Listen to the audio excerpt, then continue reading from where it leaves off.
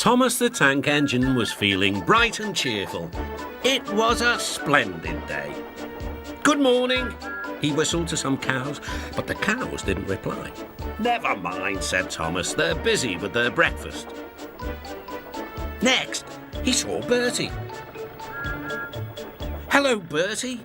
Care for a race today?" But all Bertie could say was, "Ouch! That's another hole in the road." "I'm sorry, Bertie," smiled Thomas. Thomas was still in good spirits when Bertie arrived at the next station. "Bad luck, Bertie," said Thomas. "Now, if you were a steam engine, you would run on a pair of reliable rails." "Huh," replied Bertie. "The railway was supposed to deliver tar to mend the road 2 weeks ago. You can't trust a thing that runs on rails." "I run on rails. You can trust me, Bertie. I'll see if I can find out what's happened." Thomas left Bertie and made his way along the branch line towards the big station by the sea. James was snorting about in the yard. "It's too bad. Percy goes to work at the harbour and I do his job, here, there and everywhere." "Take that!" "Ooh!" groaned the trucks. "Just you wait, we'll show you." Gordon laughed. "I'll tell you what, James, if you pretended to be ill everywhere, you couldn't shunt trucks here or go to the quarry there, could you?" "What a good idea," agreed James. "Look, here comes Thomas. I'll start pretending now." Thomas was sorry to see the engines looking miserable. "Cheer up, it's a beautiful day." "Yes," grumbled Gordon, "but not for James." "What's the matter?" "He's sick," replied Gordon. "Yes, he is. I am," stuttered James. I don't feel well at all." "Don't worry," said Thomas kindly. "I'll help out if you're ill." Gordon and James sniggered quietly to each other.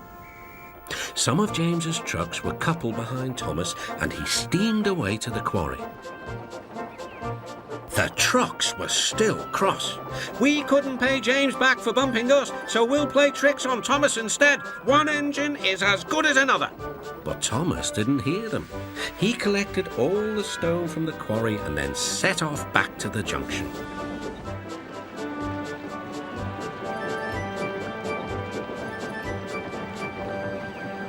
Danger lay ahead.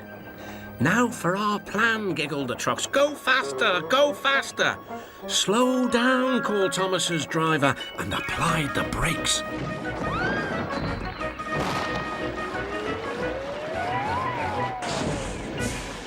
Poor Thomas stood dazed and surprised in a muddy pond as a toad eyed him suspiciously. "Bust my buffers," muttered Thomas. The day started so well, too. Duck pulled away the trucks, and Edward helped Thomas back to the junction. Suddenly, Thomas remembered about the missing tar. He told Edward all about it. "That's strange," said Edward. "A truck full of tar has been left at my station. That must be it. Driver will make sure it gets to Bertie now." Later, James spoke to Thomas. "I'm sorry about your accident," he muttered. "And so is Gordon. We didn't mean to get you into trouble." "No, indeed," spluttered Gordon. "A mere misunderstanding, Thomas. All's well that ends well." Just then, Bertie arrived. He looked much more cheerful. "My road's being mended now." "Oh, I am glad," replied Thomas. "Thanks for all you did. Now I know I can trust an engine, especially if his name is Thomas." Gordon and James puffed silently away to the shed. But Thomas still had company. "Well, well," he sighed.